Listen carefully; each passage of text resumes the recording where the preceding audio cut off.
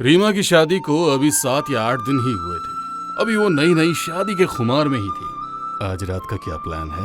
पिछले 3-4 दिनों से मेरे साथ बहुत अजीब सा हो रहा है।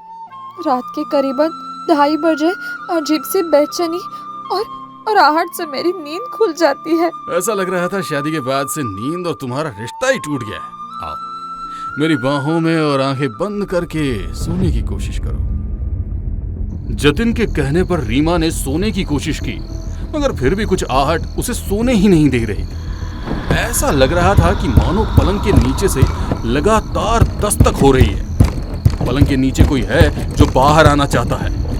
2-3 बार उठकर उसने पलंग के नीचे देख भी लिया, मगर कहीं कोई नजर नहीं आया। फिर ये आहट कहां से हो रही है, ये रीमा के लिए एक बड़ी पहेली बन चुकी थी। पलंग पर लेटे लेटे ही उसने अपने पति जतिन को जगाया और कहा, यार जतिन देखो ना, कैसी आवाजें आ रही है, मुझे कुछ भी समझ में नहीं आ रहा। यार फिर तुम्हारा शुरू हो गया। कैसे कहूँ तुम्हें कि ये सब कुछ तुम्हारा भ्रम है। यदि कोई आहट होती, कोई दस्तक होती तो मुझे भी सुनाई देती ना। मगर पिछले 4-5 दिनों से तो जैसे तुमने सोच लिया है कि खुद भी नहीं सोना है और मुझे भी नहीं सोने देना है। कहते हुए गुस्से में जतिन करवट लेकर सो गया, मगर रीमा की आंखों से नींद अभी भी कोसों दूर थी। उसे कुछ भी समझ नहीं आ रहा था कि ये सब उसी के साथ क्यों हो रहा है। जतिन, एक तो नई शादी, नया घर, सभी लोगों से पूरी तरह परिचित भी नहीं हूँ मैं। किससे अपने मन के भ्रम के बारे में बात करती? तुम भी अगर मेरी बातों का हंसी उड़ाओगे तो मैं क्या करूँ? कहते हुए उसकी आंखों से आंसू आ गए, मगर जैसे उन आवाजों और जतिन को कोई फर्क ही नहीं पड़ रहा था। एक तेज चीख के साथ आवाज आना बंद हो गई। रीमा ने घड़ी की ओर देखा तो सुबह के 4 बज रहे थे। कुछ भी समझ में नहीं आ रहा। रोज रात को 2:30 बजे से होती हुई आवाज 4 बजे एक चीख के साथ बंद हो जाती है। कुछ तो राज है इन सब के पीछे। मुझे ही क्यों आवाजें आती है ये? कल माँ से इस बारे में जरूर बात करूंगी मैं। कुछ देर बाद रीमा की नींद लग गई। अगली सुबह जब उसकी नींद खुली तो सुबह के 9 बज चुके थे। जतिन ऑफिस जाने के लिए तैयार हो रहा था। अरे 9 बज गए, तुमने मुझे जगाया क्यों नहीं? तुम सारी रात अजीब सी आवाजों के साथ जाग रही थी, तो सोचा कि तुम्हें डिस्टर्ब ना ही करूं। बोलकर गुस्से में जतिन वहां से चला गया। अभी शादी को कुछ ही दिन हुए थे और कमरे में आती अजीब सी आवाजें और पति इस तरह गुस्सा होकर चले जाए तो नई दुल्हन की आंखों में आंसू आने लाजमी है। रीमा रो ही रही थी कि उसकी सास सरिता जी वहां आ गई। रीमा, क्या हुआ बेटा? तबीयत ठीक नहीं है क्या? आज तुम देर तक सोती रही और अब आंखों में ये आंसू? कहते हुए उन्होंने उसके सिर पर हाथ रख दिया। सरिता जी का प्यार भरा स्पर्श पाकर रीमा उनसे गले लिपटकर रोने लगी और फिर उसने रात की सारी सच्चाई उन्हें बता दी। सारी बातें सुनने के बाद सरिता जी का चेहरा एकदम सफेद हो गया था कि कोई सच्चाई सामने आने वाली है। वो हकलाते हुए बोली, आवाज? कैसी आवाज? कौन सी आवाज की बात कर रही हो बेटा? हमने तो कभी ऐसी आवाज नहीं सुनी। तुम्हारे मन का वहम होगा।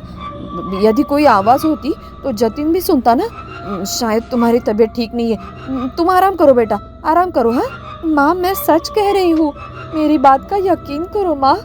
ये सब तुम्हारे मन का वहम होगा। चलो चुपचाप सो जाओ, तुम्हें अच्छा लगेगा।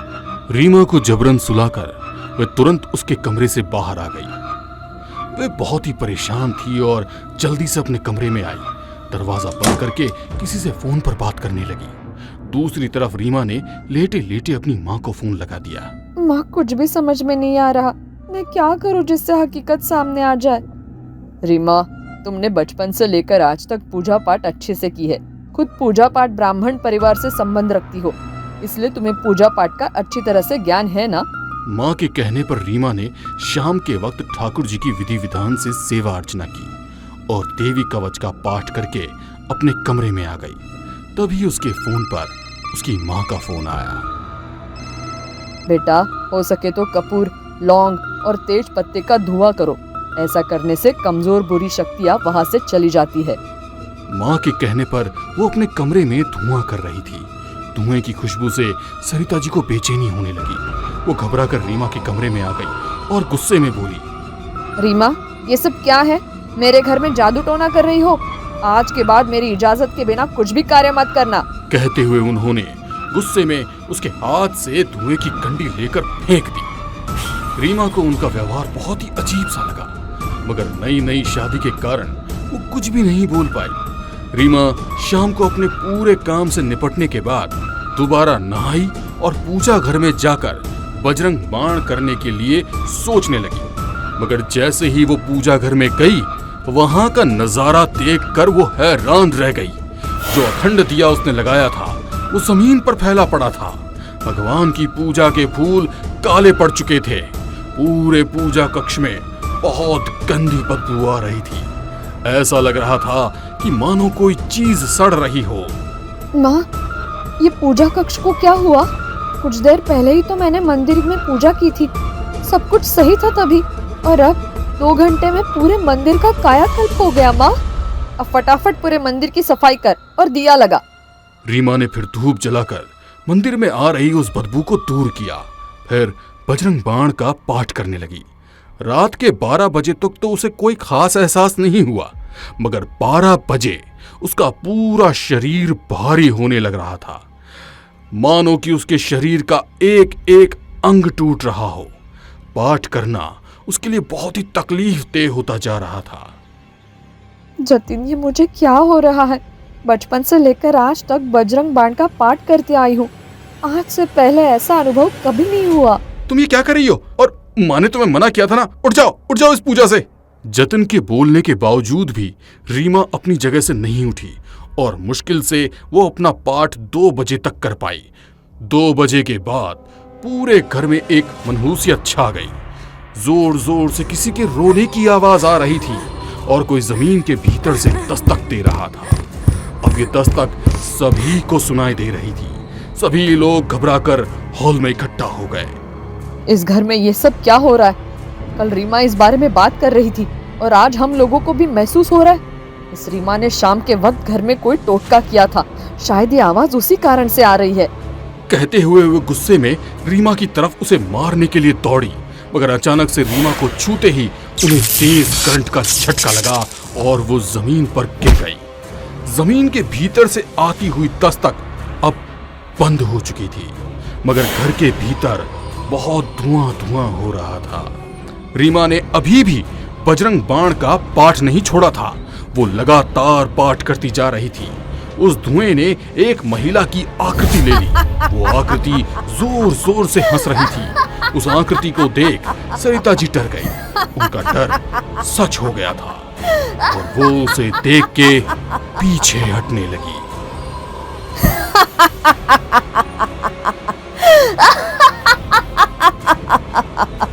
मुझसे दूर जा रही हो?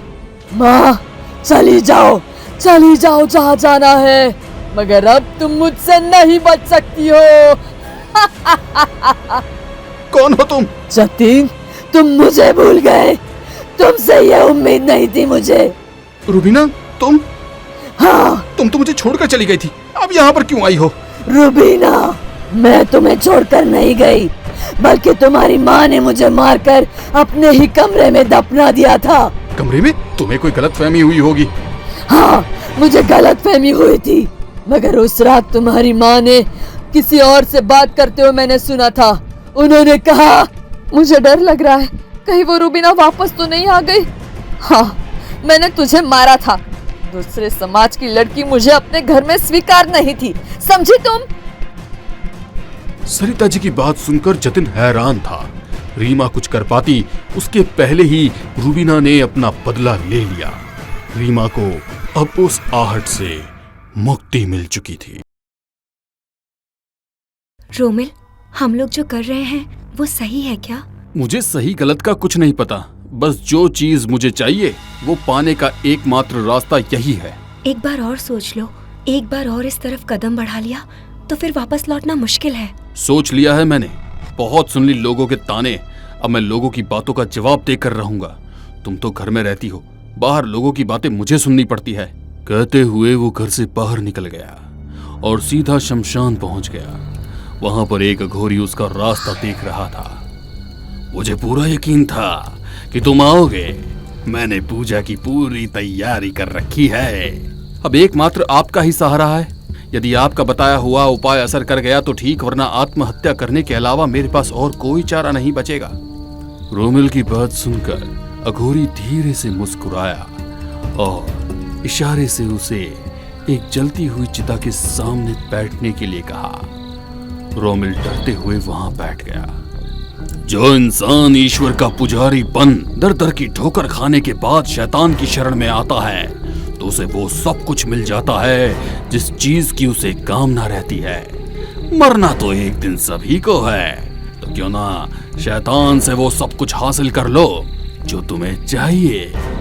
शमशान की शक्तियों, मेरी मदद करो, आज हम तुम्हारी शरण में हैं। कहते हुए उसने पूजा शुरू की। पूजा में उसने खून से 2 जुड़े हुए त्रिभुज बनाए, उन पर काले तिल डालकर उनके के ऊपर कलश रखा और मंत्र जाप शुरू किया। कुछ ही पल में जलती हुई चिता में कंपन हुआ। शमशान में मौजूद अदृश्य शक्तियां वहां पर मंडराने लगी। ये देख रोमिल डर गया। सावधान रोमिल, अपनी जगह से मत हिलना। क्रिया के बीच में उठना मतलब अपनी मौत को निमंत्रण देने जैसा है। अघोरी के कहने पर रोमिल वहीं पर बैठा रहा। आसमान में तेज बिजली चमक रही थी। जलती हुई चिता के अंदर मुर्दा बार बार उठकर बैठ रहा था। पूजा समाप्त होते होते वो मुर्दा जोर जोर से चीख रहा था और उसकी चीख के साथ ही बादलों में भी तेज गड़गड़ाहट हुई और एक तेज रोशनी आकर उस कलश के अंदर समा गई। ये देख वो अघोरी जोर जोर से हंसने लगा। उसने अपने अंगूठे को काटकर कलश के ऊपर अपने खून की धार लगा दी। वो इसके अंदर समाहित है। अब तुम्हें एक लाश की व्यवस्था करनी होगी। जैसे ही तुम्हें कोई लाश मिल जाए, ये कलश उसके सर के पास जाकर खोल देना। तुम्हारा काम हो जाएगा। बाबा जी, किसी को कुछ पता तो नहीं चलेगा ना? किसी को कुछ पता नहीं चलेगा। बस इस बात का ध्यान रखना कि लाश 24 घंटे से ज्यादा पुरानी ना हो। कहते हुए अघोरी ने वो कलश रोमिल के हाथों में दे दिया। उस कलश को उठाते हुए रोमिल के हाथ कांप रहे थे। वो भय से एक कदम भी चलने में सक्षम नहीं हो पा रहा था। सावधान रोमिल, इस वक्त तुम्हारे हाथों में तुम्हारा भविष्य है। यदि इसे सलामत रखा तो तुम्हारे अवारे न्यारे हो जाएंगे। इस कलश को कुछ भी नहीं होना चाहिए, वरना अनर्थ हो जाएगा। वो डरता हुआ घर पहुंचा तो उसे देख नंदिनी घबराने लगी। उसे उसके पास से बहुत नेगेटिव ऊर्जा आ रही थी। जैसे ही वो घर में आया, मंदिर में लगा हुआ तोरण गिर गया और एक बिल्ली अचानक से वहां पर आकर रोने लगी। रोमिल, मेरा मन बहुत घबरा रहा है। सब कुछ ठीक तो होगा ना? ईश्वर से सब कुछ मांग कर देख लिया। इस बार शैतान की शरण में गए हैं, सब कुछ अच्छा होगा। कहते हुए उसने वो कलश एक अलमीरा में रखा तो वो अलमीरा तेजी से हिलने लगी और कुछ पल बाद सब खामोश हो गया।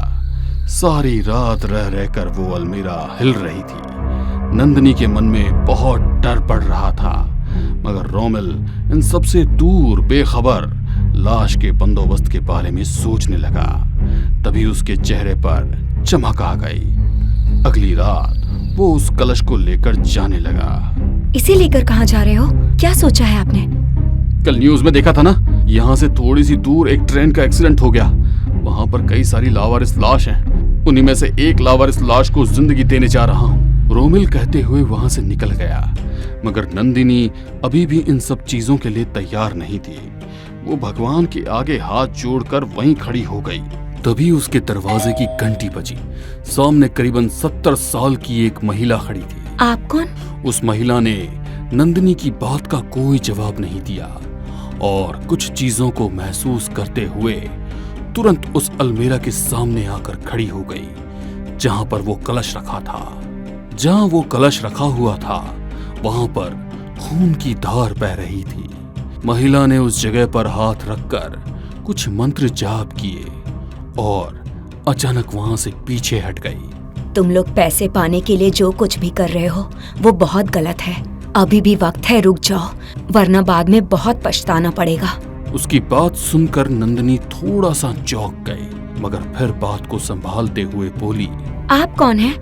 मेरे घर में दाखिल होकर इस तरह की बातें क्यों कर रही हैं? मैं कौन हूँ ये मायने नहीं रखता, बस कल रात से तुम्हारे घर से बहुत निगेटिव एनर्जी आ रही थी, इसीलिए मैं खुद को रोक नहीं पाई और यहाँ आ गई। वो पहले तो तुम्हें बहुत पैसे देगी, फिर तुम्हारे पति के साथ शारीरिक संबंध बनाकर इंसान और शैतान से मिले जुले अंश के कारण इस धरती पर शैतान का राज आ जाएगा। अघोरी ने तुम्हें झूठ बोला है, उसने यक्षिणी सिद्धि नहीं बल्कि पिशाच सिद्धि की है। आप इतना कुछ कैसे जानती हैं? और आप मेरे रोमिल को जानती ही कितना है? वो मुझे छोड़कर किसी और की तरफ देखते भी नहीं है, फिर किसी और से शारीरिक संबंध बनाने का प्रश्न ही नहीं उठता। वो सब छोड़ो, ये तो तुम्हें आने वाला वक्त ही बताएगा कि क्या होगा। मगर यदि तुम अपने पति को अभी रोक सकती हो तो रोक लो, वरना बाद में बहुत पछताओगी। आप मुझे मेरे पति के खिलाफ भड़काने की कोशिश कर रही हैं। तुम्हें मेरी बात पर यकीन नहीं तो ना सही, मैं तुम्हारी सुरक्षा के लिए आई थी। ये मौली का धागा अपने पास रखो, जब भी इसकी जरूरत लगे अपने घर के आसपास बांध देना। वो बुरा साया तुम्हारे घर से बाहर नहीं निकल पाएगी। एक बात का और ध्यान रखना, उसे जीवन मिलने के 7 दिन के भीतर यदि तुमने वापस उसे मौत नहीं दी तो वो अमर हो जाएगी और फिर राम जी भली करे। कहते हुए महिला तुरंत नंदिनी के घर से बाहर निकल गई। नंदिनी कुछ पूछ पाती या बोल पाती उसके पहले ही वो नंदिनी की आंखों से ओझल हो गई। नंदिनी रोमिल का फोन लगाने लगी, मगर उसका फोन नेटवर्क के बाहर आ रहा था। दूसरी तरफ रोमिल लाशों के ढेर के बीच अपने कार्य के लिए सही लाश का चुनाव करने के लिए भटक रहा था। इतनी सारी लाशों के बीच सही लाश का चुनाव कैसे कर सकता हूँ? यहाँ तो दूर दूर तक सफेद कफन में लिपटे हुए लाशों के ढेर हैं। कहते हुए वो कलश को देखने लगा।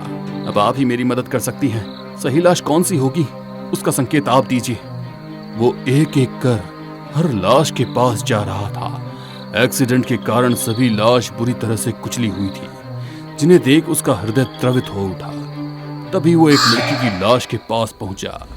इतनी लाशों में एक वही लाश थी जिसका चेहरा सलामत था। उस लाश के करीब पहुंच उस कलश में एक कंपन होने लगा। लगता है सही लाश यही है, कलश ने इसी का चुनाव किया है। वो इधर उधर देख लोगों की नजरों से बचकर उस लाश को भीड़ से दूर ले गया। फिर उसे उस कलश को लाश के सिरहाने रखकर कुछ मंत्रों का जाप करने लगा। जैसे ही उसने उस मंत्र का जाप करना शुरू किया, मौसम पूरी तरह से बदल चुका था। आसमान में तेज बिजली चमक रही थी और बादलों की कड़कड़ाहट इतनी तेज थी कि वे किसी के भी हृदय में कंपन उत्पन्न करते। रोमिल उस लाश की अपने साथ लाई पूजा सामग्री से पूजा करने लगा। अचानक ही पूरी धरती जोर से हिल गई, मानो भूकंप आया हो, और वो कलश पर बंधा हुआ कपड़ा खुल गया और उसमें से निकला काला धुआं वहां हवा में उड़ने लगा। इस कारण आसपास जितनी भी लाश रखी थी सभी हिलने लगी और फिर वो धुआं उस लाश के अंदर समा गया। उस लाश में उठकर कुछ इस तरह अंगड़ाई ली कि मानो अभी अभी नींद से जगी हो। अब तक आपने देखा कि नंदिनी के मना करने के बावजूद रोमिल एक तांत्रिक की मदद से एक लाश को जिंदा कर देता है। रोमिल अपने साथ उस लड़की को लेकर अपने घर आ गया। अनजान लड़की को रोमिल के साथ देख नंदिनी हैरान हो गई। कौन है ये और इतनी रात गए तुम्हारे साथ क्या कर रही है? दरवाजे पर ही पूछ लोगी या हमें अंदर भी आने दोगी? कोई और देखे इसके पहले दरवाजे से दूर हट जाओ। नंदिनी दरवाजे से दूर हट गई। वो लड़की जैसे ही घर के भीतर आई, रोमिल ने तुरंत दरवाजा बंद कर दिया। यह है हमारी खुशियों की चाबी, अब इससे हम लोग जो चाहे वो सब कुछ मांग सकते हैं। ये हमें सब कुछ देगी। पहले तो मैं इससे ढेर सारा पैसा मांगूंगा ताकि अपना पूरा कर्जा चुका सकूं। तुम दोगी ना मुझे पैसा?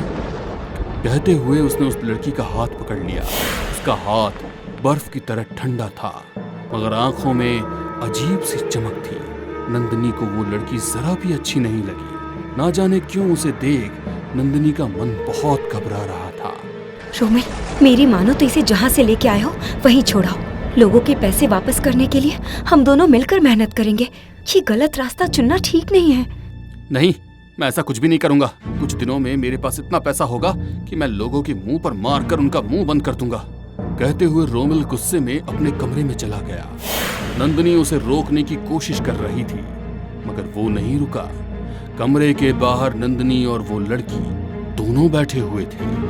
उस लड़की के आसपास माहौल बहुत ठंडा और नीरस था। नंदिनी उस बोझिल माहौल से उठकर दूसरे कमरे में चली गई। देर रात अपने कमरे में गिरते हुए तापमान के कारण रोमिल की नींद खुली। लगता है आज रात कुछ ज्यादा ही ठंड हो गई है। ये नंदिनी ने ब्लैंकेट कहाँ रखा होगा, देखना पड़ेगा। कहते हुए उसने जैसे ही लाइट चालू की, सामने काउच पर वो लड़की बैठी हुई थी। तुम अंदर कैसे आई? कमरा तो बंद था। मुझे कहीं भी जाने के लिए किसी की परमिशन की जरूरत नहीं है। कहते हुए वो रोमिल के करीब आने लगी, मगर रोमिल उससे दूर हो रहा था। इस तरह मुझसे दूर क्यों जा रहे हो? यहाँ आओ मेरे करीब। तुम्हें ठंड लग रही है ना? आओ, यहाँ आओ। प्लीज यहाँ से चली जाओ। मेरे कमरे में नंदिनी के अलावा किसी और के लिए कोई जगह नहीं है। मैं तुम्हें तुम्हारी मनचाही चीज दे रही हूँ, तो मुझे भी तो कुछ चाहिए। मुझे बदले में चाहिए केवल तुम्हारा साथ और कुछ भी नहीं। आ जाओ मेरे पास। कहते हुए वो रोमिल की तरफ बढ़ने लगी। उसकी आंखें रोमिल के चेहरे पर ही गड़ी हुई थी। बस एक बार मेरे पास आ जाओ, तुम्हें सब कुछ हासिल हो जाएगा। साथ में मैं भी हमेशा के लिए तुम्हारी हो जाऊंगी। उसकी बातों में ऐसा सम्मोहन था कि रोमिल खुद को रोक न सका और उस लड़की के साथ हमदस्तर हो गया। अगले सुबह उसे ऐसा लग रहा था कि उसके शरीर की पूरी ताकत किसी ने निचोड़ ली हो।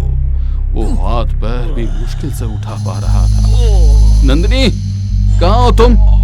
इधर आओ, मेरा पूरा शरीर टूट रहा है। चाय के साथ कुछ खाने के लिए भी ले आओ ना।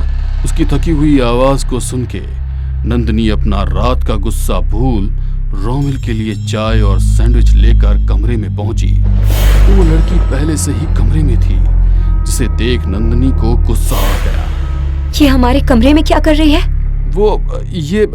रोमिल उससे कुछ सफाई देता, उसके पहले ही उसका फोन बज गया और दूसरी तरफ उसका बिजनेस पार्टनर बोला, रोमिल मेरे यार, कहाँ है तू? आज की ताजा खबर सुन। अभी अभी मिस्टर चड्डा का फोन आया था। उनकी जिस जमीन में हम लोगों ने इन्वेस्ट किया था ना, और उस पर मॉल बनाने से उनके भाइयों ने स्टे लगा दिया था, वो जमीन अब वापस उसी की हो गई है। हम लोग वहाँ मॉल बना सकते हैं। हमारा रुका हुआ पैसा हमें वापस मिल गया है। ये खबर सुन रोमिल बहुत खुश हो जाता है। अपनी तकलीफ को भूलकर नंदिनी को गले लगाकर जोर से चीखता है, नंदिनी, मेरी आधी प्रॉब्लम सॉल्व हो गई। हमारे प्रोजेक्ट की जमीन अब हमारी ही रहेगी। लोगों को अब शांति रहेगी कि उनका पैसा नहीं डूबेगा।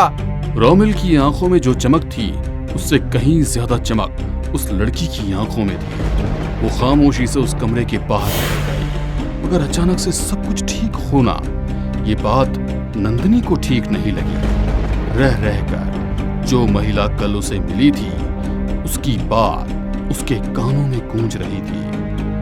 तुम मेरी बात का यकीन नहीं करोगी, मगर ये सत्य है। वो तुम्हारी कामना पूरी करने के लिए नहीं, बल्कि अपनी अधूरी इच्छाओं को पूरी करने के लिए वापस आई है। वो तुम्हारा और तुम्हारे पति का इस्तेमाल करेगी। अभी भी वक्त है, संभल जाओ। 7 दिन में सब कुछ खत्म हो जाएगा। सब कुछ खत्म, समझी तुम? नंदिनी को कुछ समझ में नहीं आ रहा था कि अब वो क्या करे। तभी उसे रोमिल की चीख सुनाई देती है। वो भागकर उसके पास जाती है तो वो बेहोश पड़ा हुआ था। क्या हुआ तुम्हें? वो रोमिल को होश में लाने की कोशिश कर रही थी। तभी वो लड़की मुस्कुराते हुए रोमिल के करीब आई और उसके कान में बोली, मैं तुम्हारी हर इच्छा पूरी करूंगी। बदले में सिर्फ एक ही तो चीज मांग रही हूँ। क्या वो भी तुम मुझे नहीं दोगे? उठ जाओ। कहते हुए वो जोर जोर से हंसने लगी। उसकी हंसी की आवाज सुन रोमिल को होश आया, मगर उसकी आंखें इस तरह से फटी हुई थी कि मानो उसने कोई भयानक चीज देख ली हो। उसकी हालत देख नंदिनी परेशान होने लगी। तुम जो कोई भी हो चली जाओ यहाँ से, हम लोगों को कुछ भी नहीं चाहिए। कहते हुए नंदिनी ने उसका हाथ पकड़ा और अपने घर से निकालने लगी। तभी नंदिनी को तेजी से एक झटका लगा और वो जमीन पर गिर गई। मैं यहाँ पर आई तुम्हारी मर्जी से हूँ, मगर जाऊंगी मेरी मर्जी से। मुझे यहाँ से कोई नहीं निकाल सकता। जल्द ही इस दुनिया पर शैतान का साम्राज्य होगा। अब मुझे कोई नहीं रोक सकता। कहते हुए वो जोर जोर से हंसने लगी और उसने रोमिल की तरफ देखा तो रोमिल सम्मोहित सा उसके साथ कमरे में चला गया। नंदिनी उसे रोक भी नहीं पाई। कुछ देर बाद ही कमरे में से अजीब अजीब सी आवाजें आने लगी। ये सब नंदिनी के बर्दाश्त के बाहर हो रहा था। उसे अब उस महिला की बात सही लगने लगी थी। उसने पूजा कक्ष में जाकर वो गोली का धागा लेकर आई थी कि रोमिल और वो लड़की कमरे से बाहर निकल आए। मेरा मकसद पूरा हो गया। कहते हुए वो अपने पेट पर हाथ घुमाने लगी। उसके पेट का उभार ऐसा लग रहा था मानो वो 4 महीने से प्रेग्नेंट हो। ये देख नंदिनी हैरान हो गई। दूसरी तरफ रोमिल का शरीर पूरी तरह से सफेद पड़ चुका था। रोमिल, ये क्या हो गया तुम्हें? तुम ठीक तो हो ना? जिस काम के लिए तुम्हें बुलाया था वो करने का वक्त आ गया। तुम्हें पैसे चाहिए थे ना? लो, ढेर सारे पैसे लो। कहते हुए उसने अपना हाथ ऊपर किया तो आसमान से चांदी के सिक्के बरसने लगे। रोमिल उन सिक्कों के बोझ तले दब गया। लड़की अब नंदिनी की तरफ देख रही थी। बोल, तुझे क्या चाहिए? मैं तेरी भी इच्छा पूरी करूंगी। आखिर तेरे पति का ही तो अंश मेरी कोख में है ना? मुझे कुछ नहीं चाहिए। तूने धोखे से रोमिल का उपयोग किया है, फिर उसे ही मार दिया। मगर अब मैं तुझे तेरे मंसूबे में कामयाब नहीं होने दूंगी। तू किसी गलत फहमी में मत रहना। तू मेरा कुछ नहीं बिगाड़ सकती, समझी तू? जल्दी तू भी तेरे पति के पास होगी। मैं कहीं नहीं जाने वाली। जाएगी तो तू अपनी दुनिया में वापस। मैं भेजूंगी तुझे। मैं तुझे जिंदा छोड़ूंगी तब तो तू मेरी दुनिया में वापस भेजेगी ना? जा, तू अपने पति के पास जा। कहते हुए उसने अपना हाथ ऊपर किया तो नंदिनी दीवार से जाकर टकरा गई। फिर उसके ऊपर कमरे की चीजें आकर गिर रही थी। जैसे तैसे नंदिनी खुद को बचाकर अपने घर के बाहर निकली। उसके हाथ में अभी भी उसी महिला का दिया हुआ रक्षा कवच था। अपने घर के बाहर निकलकर उसने तुरंत उस रक्षा कवच को दरवाजे से बांध दिया। वो लड़की नंदिनी को मारने के लिए घर से बाहर आने की कोशिश करने लगी तो उस रक्षा कवच के कारण वो बाहर नहीं आ पाई। ये क्या है? हटा इसे। यही तुझे तेरी दुनिया में वापस पहुंचाएगा। कहते हुए नंदिनी ने गाड़ी में से पेट्रोल निकाला और अपने घर पर छिड़ककर आग लगा दी। उस रक्षा कवच के कारण वो लड़की घर से बाहर नहीं आ पा रही थी। उस आग में जलकर वो लड़की और उसकी आने वाली संतान दोनों खत्म हो गए। रोमिल, तुम्हारे लालच ने हमें कहीं का नहीं छोड़ा। हमारे बुजुर्ग सही कहते थे, लालच बुरी बला है। साहिबगढ़ के ठाकुर मनन चौधरी ने आज चौथी शादी की थी। 50 साल के मनन चौधरी की दुल्हन 20 साल की कमसिन रूपा थी, जिसे उसके पिता से खरीदा गया था। आप रूपा के पिता होकर इस शादी के लिए मान कैसे गए?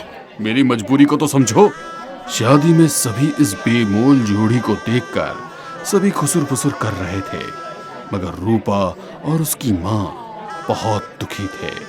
पिता तो इतने खुश थे जैसे उन्हें स्वर्ग की प्राप्ति हो गई हो, क्योंकि उनका कर्ज भी उतर गया था और बेटी की शादी में दहेज देने के बजाय उन्हें चौधरी साहब से अच्छी खासी रकम मिली थी। मैंने सोच लिया है कि बेटी की जो किस्मत खराब हुई है उसे सुधार कर ही रहूंगी। वो शादी को छोड़कर किसी से मिलने के लिए चली गई। अरे यह सब क्या हो रहा है? हमें जाने की जल्दी है, दुल्हन की विदाई करो। अरे माँ को तो आ जाने दो, उसके बाद हम बेटी की विदाई कर देंगे। अरे हमारे पास तुम लोगों के लिए फालतू वक्त नहीं है, हम अभी निकलेंगे, अपनी बेटी को बाद में भेज देना। अरे ठाकुर साहब आप तो नाराज हो गए, आपकी अमानत है, आप जब चाहे तब ले जाइए। कहते हुए पिता ने अपनी बेटी को खुशी खुशी ठाकुर साहब की कार में बिठा दिया। मगर तभी उसकी माँ भागती हुई आई और वहां उसकी मांग में राख भर दी और एक नारियल ठाकुर साहब के ऊपर से घुमाकर अपने आंचल में बांध लिया। तू घबरा मत, सब कुछ अच्छा होगा। बेटी की विदाई के बाद वो उस नारियल को लेकर शमशान चली गई। जलती हुई चिता के पास उन्होंने कोई क्रिया की और उस नारियल को उस चिता में ही जला दिया।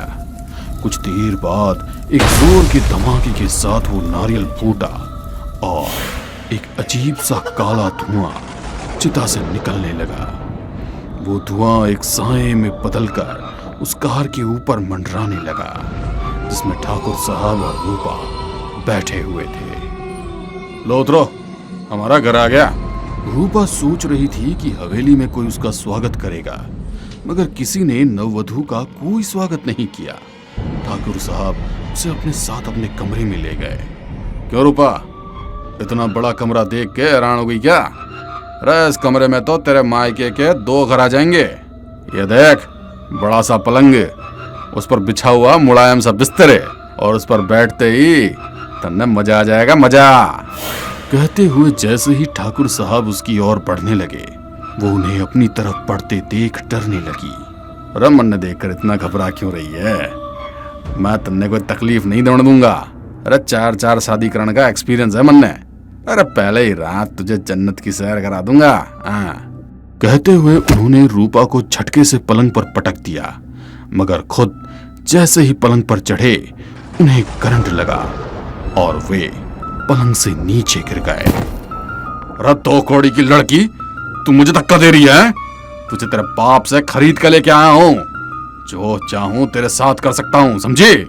रूपा उनकी बात सुनकर डरने लगी, क्योंकि उसने तो ठाकुर साहब को धक्का ही नहीं दिया, फिर वो कैसे गिर गई? रूपा को कुछ भी समझ नहीं आया। मैंने आपको धक्का नहीं दिया। मगर ठाकुर साहब उसकी बात सुने बिना गुस्से में कमरे से निकल गए। अगली सुबह रूपा को समझ नहीं आ रहा था कि वो अब क्या करे। हवेली में घूमते घूमते वो एक बंद कमरे के सामने जाकर खड़ी हो गई। वो उस कमरे का दरवाजा खोलने ही वाली थी कि पीछे से ठाकुर साहब ने आवाज लगा दी। अरे रूपा, वहां क्या कर रही है? तन्ने जो भी चाहिए वो नौकरान कह दे, तुझे तेरे कमरे में मिल जाएगा। अब जाए यहां से। वो मैं केवल ये घर देख रही थी, बस पूरा घर देख रही थी। अरे क्या देखना है तुमने? तेरा घर मेरा घर के आगे है ही क्या? अरे घर क्या, मेरा तो महल है, महल। मनन चौधरी की बातों में तर्क था। रूपा नजरें झुकाकर वहां से निकल गई। अपने कमरे में जाकर वो फूट फूट कर रोने लगी। तभी उसे कमरे की सीलिंग पर साया नजर आने लगा। कोई है, बचाओ मुझे। देखते ही देखते वो साया रूपा के शरीर में दाखिल हो गया। उसकी बड़ी बड़ी आंखें सुर्ख लाल हो गई। वो अजीब सी आवाज में कुर्रा रही थी। कुछ देर बाद जब चौधरी जी उस कमरे में आए तो उसकी हालत देखकर उनके पसीने छूट गए। क्यों, मुझे देखकर डर गए हो क्या? वो छिपकली की तरह दीवार पर लटकी हुई थी और एक बिल्ली को चबा रही थी। उसके पूरे बाल बिखरे हुए और हाथ पैरों की चमड़ी पूरी कटी फटी थी, जिससे खून बह रहा था। तुम्हारा जुल्म बहुत हो गया, मगर अब और नहीं। कहते हुए उसने गुस्से में चौधरी जी की ओर देखा और धक्का दे दिया। उसे अचानक हमले से चौधरी जी का सर दीवार से टकराया और खून बहने लगा। अगली सुबह जब नौकर वहां पर आए तो चौधरी जी के कमरे का दरवाजा बंद था और वहां से खून बह रहा था। लगता है नई मालकिन भी चौधरी जी के गुस्से का शिकार हो गई। अरे लेकिन अब करना क्या है? वही करेंगे जो हर बार करते हैं, नई मालकिन की लाश को भी ठिकाने लगाना होगा। जैसे पहले 3 मालकिन की लाश को ठिकाने लगाया था। चौधरी जी ना जाने कब अपने गुस्से पर काबू करना सीखेंगे। तुम घर के पीछे बगीचों में गड्ढा खोदो, मैं मालकिन की लाश को लेके आता हूँ। मालिक ना जाने कहाँ होंगे। बोलते हुए पहले नौकर ने जैसे ही दरवाजा खोला तो पूरे कमरे में खून ही खून फैला हुआ था। अजीब सा धुआं धुआं था वहां, कुछ भी साफ नजर नहीं आ रहा था। इतनी गंदी बदबू आ रही थी कि मानो कोई चीज बहुत दिनों से सड़ रही हो। ये अजीब सी गंध किस चीज की है? क्या रात भर में ही लाश सड़ गई क्या? बोलते हुए उसने नाक पर अपना गमछा रखकर लाइट चालू की और जैसे ही कमरे में रोशनी आने पर सब कुछ नजर आने लगा, उसकी चीख निकल गई। चौधरी जी जमीन पर बेहोश पड़े थे, खून उनके सर में से निकल रहा था और नई मालकिन रूपा पलंग पर बेहोश थी। उसने चौधरी जी की हाथ की नब्ज चेक की तो चौधरी जी जिंदा थे। अरे मालिक, आपको ये क्या हो गया? हरिया, अरे जल्दी आ, अरे मालिक को हॉस्पिटल लेके जाना है रे। डॉक्टर ने तुरंत उनकी ड्रेसिंग की और कुछ देर बाद जब उन्हें होश आया तो वो डरकर कमरे में चारों तरफ देख रहे थे। मालिक, क्या हुआ? अरे आप इतना डरे हुए क्यों हैं? अरे वो लौट आई है, वो लौट आई है। कौन लौट आई है? आप किसकी बात कर रहे हैं? अरे वो वहां पर मेरे कमरे में थी रे। नौकरों को उनकी कोई भी बात समझ नहीं आ रही थी, मगर उनकी बातों से इतना तो साफ था कि उन्होंने कोई ऐसी चीज देखी है जिसका बयान कर पाना उनके लिए नामुमकिन सा है। लगता है इन्हें कोई गहरा सदमा लगा है। दूसरी तरफ रूपा की माँ शमशान में स्थित एक झोपड़ी में अघोरी के करीब बैठी थी। झोपड़ी में एक चारपाई, कुछ टूटे फूटे बर्तन और एक अजीब सी मूर्ति थी जिसके सामने उसे हवन कुंड में हल्की हल्की अग्नि जल रही थी। इस कारण झोपड़ी में हल्का हल्का धुआं सा भी था। बेटे के लिए क्या क्या नहीं करना पड़ता है। देखो, मैं इस वक्त शमशान में हूँ, मेरे तो रोंगटे खड़े हो गए हैं। कहते हुए उन्होंने अपने साथ लाई हुई सामग्री, जो कि ढेर सारी मछलियाँ, मुर्गे और एक जिंदा बकरा था, वो उस अघोरी के सामने रख दिया। आपने जो भी सामान मंगवाया था सब आ गया। बस अब आप ऐसा कुछ कर दीजिए कि मेरी रूपा की जिंदगी बदल जाए। एक बार और सोच ले, जो तू करना चाहती है उस कार्य की ओर अग्रसर होने के बाद दोबारा वहां से लौट पाना मुश्किल है। एक बार यदि शैतान जिंदा हो गया तो वो अपना कार्य किए बिना वापस नहीं जाएगा, और यदि उसे रोकने की कोशिश की तो उसका आह्वान करने वाले का, यानी कि तुझे वो जिंदा खा जाएगा। उसकी बात सुनकर एक बार रूप की माँ को डर लगने लगा, मगर फिर अपना दिल मजबूत करके वो बोली, मुझे मंजूर है, एक बार मेरी रूपा को इन सारी झंझटों से मुक्ति मिल जाए। उसे यहाँ से लेकर कहीं दूर चली जाऊंगी। मेरी बेटी बहुत तकलीफ में है। माँ के कहने पर अघोरी ने पूजा शुरू की और उस मूर्ति में से एक काला धुआं निकलकर बाहर आया। उस धुएं ने एक इंसानी आकार धारण किया और सामने रखे भोग को ग्रहण करने लगा। वो धुआं रूपी आकृति ने देखते ही देखते सामने रखा हुआ पूरा मांस खा लिया। अब वो रूपा की माँ की तरफ देख रहा था। आखिर चौधरी जी ने उस कमरे में ऐसा क्या देखा था जो बयां करना उनके लिए मुश्किल था।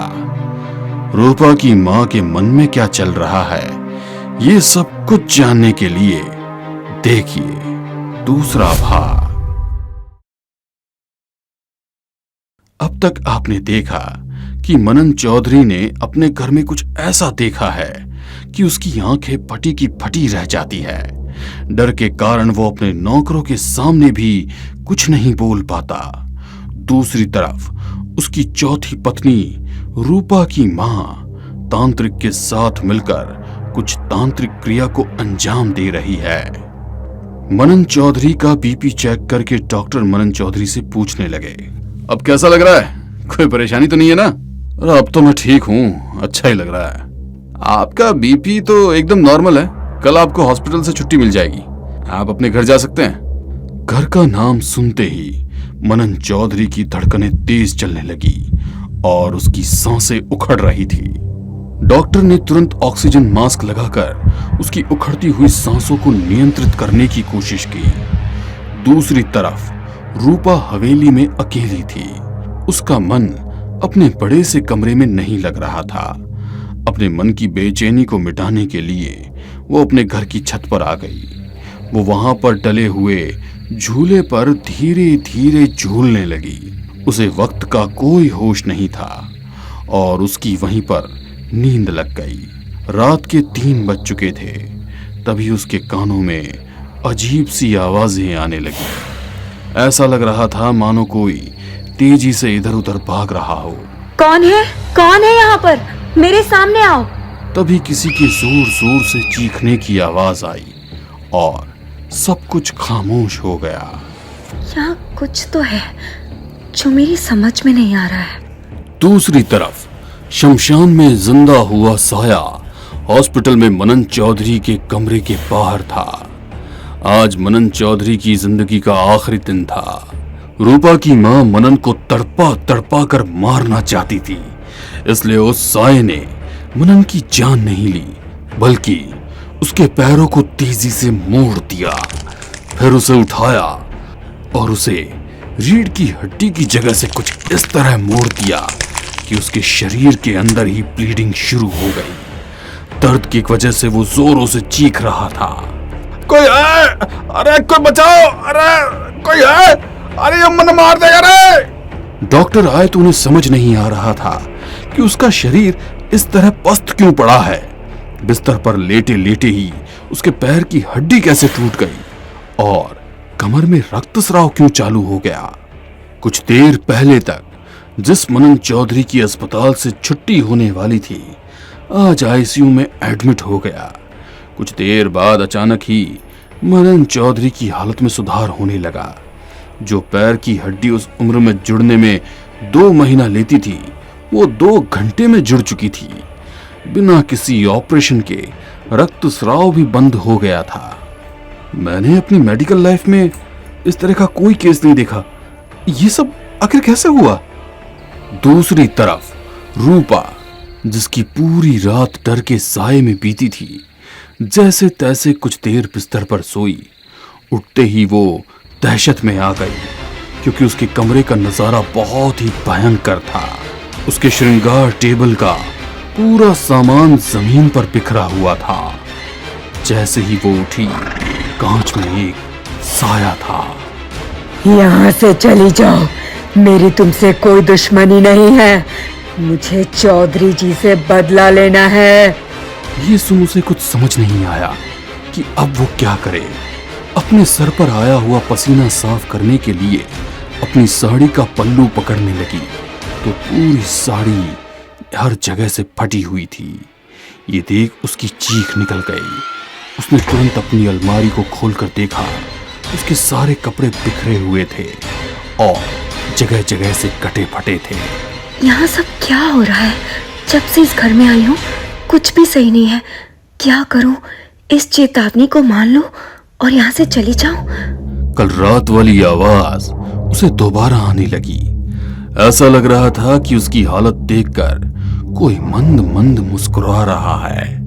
उसने अपनी माँ को फोन लगाया। माँ, यहाँ कोई मेरा नाम पुकार रहा है। मैं पागलों की तरह पूरे घर में ढूंढती रही, मगर मुझे कोई नजर नहीं आया।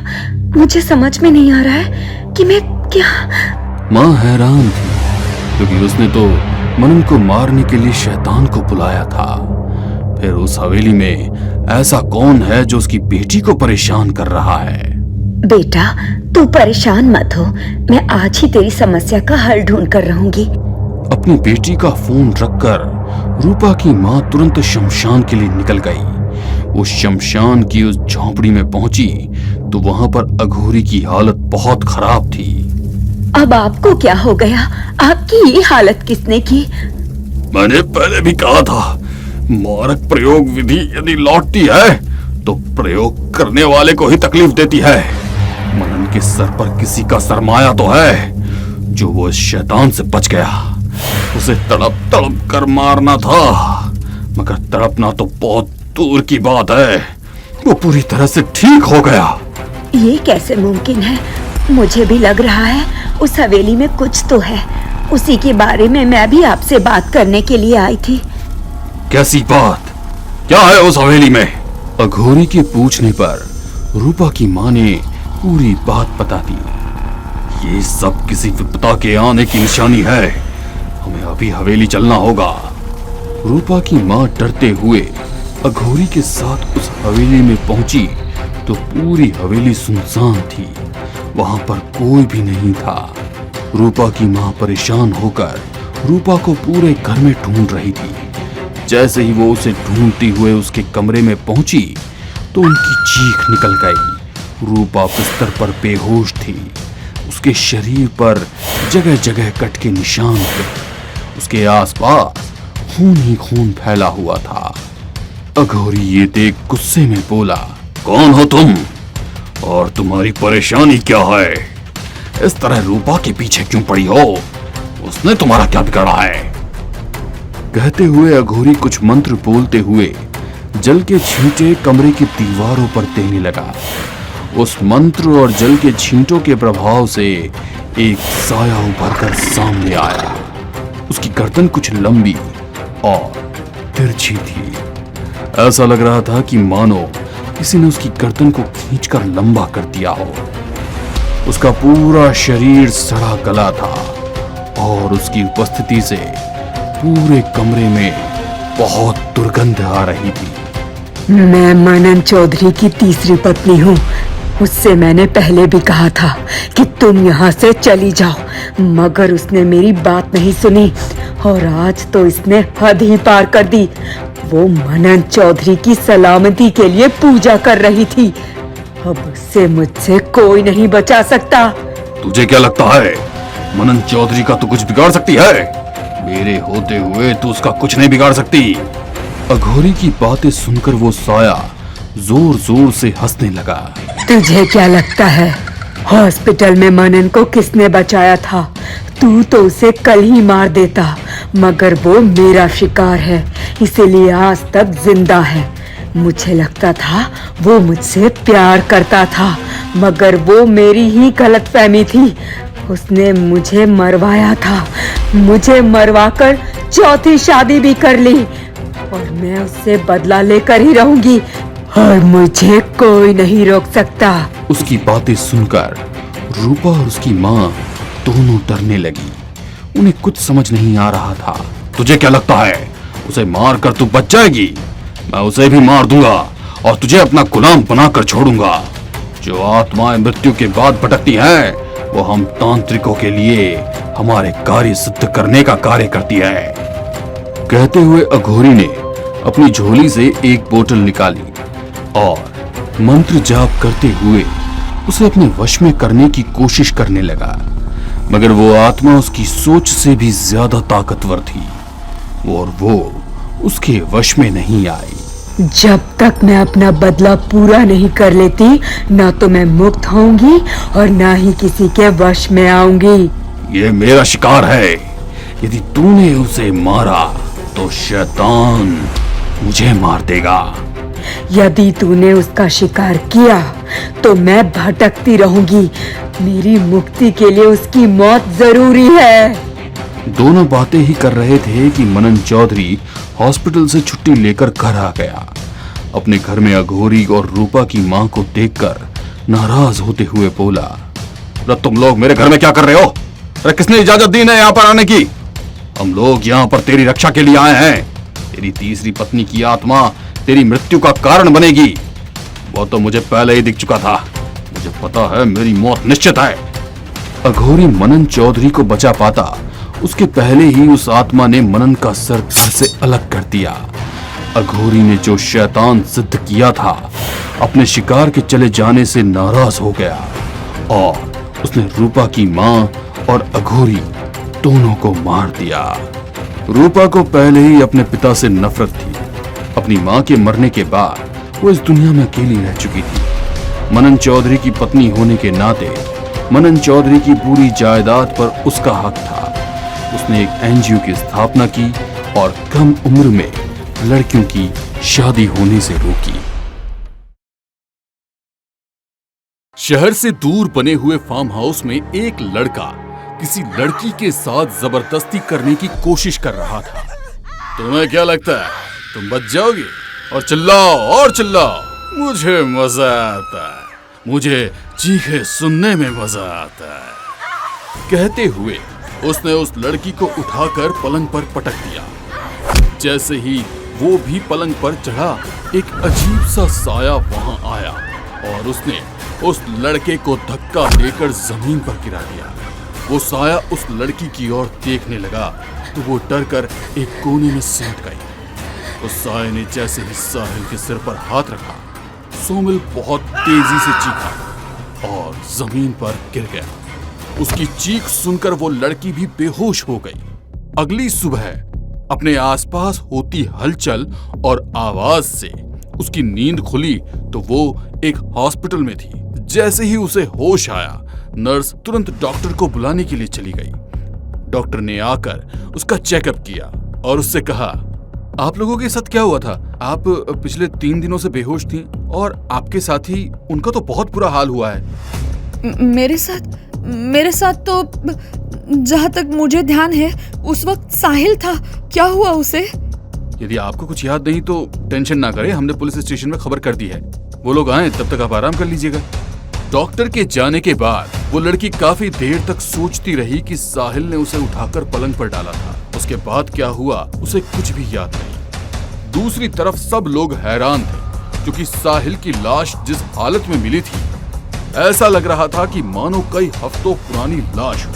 पूरे शरीर का रंग सफेद हो चुका था। शरीर में खून की एक बूंद भी बाकी नहीं थी। उसके शरीर पर कोई चोट तक का निशान नहीं था।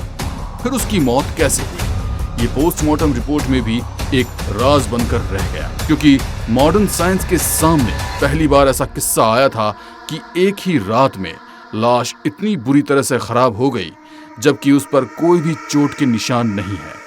फार्म हाउस को लेकर रात में भी फार्म हाउस के चौकीदार के बयान के हिसाब से और सीसीटीवी फुटेज में भी साफ नजर आ रहा था कि साहिल उस लड़की को लेकर रात में ही वहां पर पहुंचा था। फिर उसकी लाश एक रात में ही कैसे खराब हो गई? उस हादसे का पुलिस के पास भी कोई क्लू नहीं था और उसे वक्त मौजूद उस लड़की को भी कुछ याद नहीं था। वो फार्म हाउस शहर के नामी बिजनेसमैन जैन ज्वेलर्स का था। साहिल उनका इकलौता बेटा था। उसकी ऐसी दर्दनाक मौत से वो भीतर तक टूट गए। उन्हें समझ ही नहीं आया कि ये सब क्या हुआ। वह अपने बेटे को याद करते हुए उसी फार्म हाउस में रुके हुए थे। रह रहकर उनकी आंखों के सामने अपने बेटे की लाश घूम रही थी। तुम कहाँ हो बेटा? क्या हुआ था तुम्हारे साथ? कुछ तो बताओ। ये फार्म हाउस तो परसों से बंद था, हम लोग कभी यहाँ नहीं आते, फिर तुम यहाँ क्यों आए? कहते हुए वो फूट फूट कर रोने लगे। तभी कमरे की खिड़की तेजी से खुली और एक तेज हवा का झोंका कमरे के भीतर आया।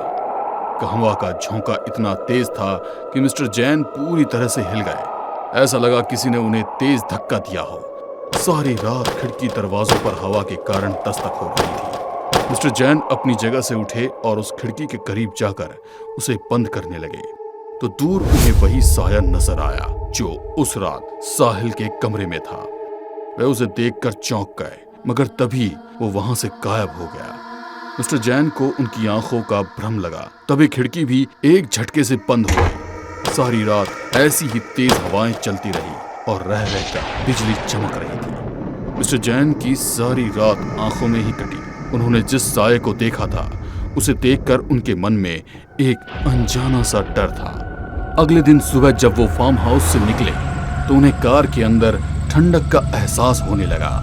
ऐसा लग रहा था कि कार का टेम्परेचर बाहर से बहुत ज्यादा कम है। उन्होंने कार का हीटर ऑन किया और गाड़ी चलाकर वहां से निकल गए। उन्होंने कार में रेडियो ऑन किया तो रेडियो में एक पुराना गाना बजने लगा। मिस्टर जैन ने टिश्यू पेपर लिया और अपना पसीना पोंछने लगे। गाना बजते ही बीच में किसी के जोर से चीखने की आवाजें आने लगी तो मिस्टर जैन ने रेडियो बंद कर दिया। अब वे अपने घर पहुंच चुके थे। जैसे ही वो गाड़ी से उतरे उन्हें ऐसा लगा कि दूसरी साइड से कार का गेट खुल गया है और कोई बाहर आया है। मगर उन्होंने जब उस तरफ देखा तो कोई भी नहीं था। उनका दिल तेजी से धड़कने लगा और उनके चेहरे पर खौफ साफ नजर आ रहा था। वो जल्दी जल्दी में अपने घर की तरफ बढ़ने लगे तो उनके पीछे पीछे दो पैरों की काली छाप भी बन रही थी। अब धीरे धीरे कदमों की आहट तेज होने लगी तो उन्होंने पीछे पलटकर देखा, मगर वहां कोई भी नहीं था। घर के भीतर पहुंचकर अपने बेटे की तस्वीर के सामने खड़े होकर मिस्टर जैन आंसू बहा रहे थे। तभी उन्हें अपने हाथों पर गर्म पानी गिरने का एहसास हुआ। उन्होंने जैसे ही उसे देखा, वो पानी नहीं बल्कि खून था। उनके रोंगटे खड़े हो गए। उन्होंने घर की छत पर देखा तो ठीक उनके ऊपर वही साया दीवार से छिपकली की तरह चिपका हुआ था और उसके मुंह से खून टपक रहा था। डरते हुए उन्होंने आंखें बंद कर ली, मगर कुछ पल के बाद जब कोई हलचल नहीं हुई तो उन्होंने आंखें खोलकर देखा तो वहां पर कोई भी नहीं था। यहाँ तक कि उनके हाथ पर खून की बूंद का भी कोई नामो निशान भी नहीं था। ये सब क्या हो रहा है?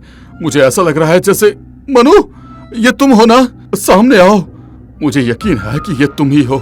सामने आओ। जैसे ही मिस्टर जैन जोर से चीखे तो वहां वो साया उनके सामने आ गया। तुम मुझे पहचान गए? मैं ही हूँ तुम्हारी मनु। तुम मुझे पहचानते हो तो उस रात क्या हुआ था? मिस्टर जैन और मनु दोनों उस खूबसूरत से फार्म हाउस पर रात बिताते हैं। शैंपेन पीते हुए वही गाना बजता है, हम तुम एक कमरे में बंद हो और चाबी जो है वो खो जाए। मनु, यदि सच में हम तुम एक कमरे में बंद हो तो क्या हो? अभी नहीं, शादी के बाद ही हम तुम्हें एक कमरे में बंद होंगे। कहते हुए वो खिलखिलाकर हंस पड़ी। उसके लंबे बाल उसके चेहरे को ढक रहे थे और उसकी सुंदरता को और बढ़ा रहे थे। मिस्टर जैन उसके बालों से खेलते हुए उसके और पास आ गए। धीरे धीरे दोनों एक दूसरे में खो गए और उसी कमरे में एक साया था जहां पर साहिल और वो लड़की थी। सारी रात साथ में बिताने के बाद अगली सुबह मनु को वहां से छोड़कर निकल गए। उसके बाद मनु ने मिस्टर जैन से बहुत कांटेक्ट करने की कोशिश की, मगर वो इस तरह अनजान थे कि मानो उसे पहचानते ही ना हो। एक दिन अचानक ही मनु उनके ऑफिस में पहुंच गई और उनसे गुस्से में बोली, सर ये सब क्या है? उस रात आपने मेरे साथ जो कुछ भी किया उसके बाद आप मेरे सामने ही नहीं आ रहे हैं। क्या आपको पता है मैं माँ बनने वाली हूँ? ये सुनकर मिस्टर जैन बहुत घबरा गए और उसे पैसे का लालच देने लगे, मगर मनु किसी भी कीमत पर मानने वाली नहीं थी। इसलिए मिस्टर जैन उसे समझा बुझाकर अपने साथ उस फार्म हाउस पर ले आए और उसके हाथ पैर बांधकर उसे वहीं पर छोड़ आए। कुछ दिनों के बाद जब उसकी लाश पूरी तरह से खराब हो गई, कोई उसे पहचान नहीं पाता, तो उन्होंने उसकी लाश जंगल के बीच फेंकवा दी। मनु की मौत एक राज बनकर रह गई। मिस्टर जैन अपनी उसे करनी को भूल चुके थे, मगर उसके बाद फार्म हाउस के केयरटेकर ने कई बार वहां पर किसी आत्मा के होने का दावा किया, तो मिस्टर जैन ने उस फार्म हाउस पर जाना ही बंद कर दिया। मगर सालों से बंद उस फार्म हाउस पर उस दिन उनका बेटा साहिल पहुंच गया। मनु को अपना बदला लेने का मौका मिला और फिर बहुत दिनों के बाद जब मिस्टर जैन को देखा तो आज बदला लेने के लिए वो उनके सामने थे। मनु ने मिस्टर जैन के सिर पर हाथ रखा तो उनका भी वही हश्र हुआ जो उनके बेटे का हुआ था। उनकी लाश भी इतनी सड़ चुकी थी कि मानो कई दिन पुरानी हो। मनु का बदला पूरा हुआ, उसकी आत्मा को मुक्ति मिली, मगर मिस्टर जैन और साहिल की मौत आज भी मेडिकल साइंस के लिए एक राज है।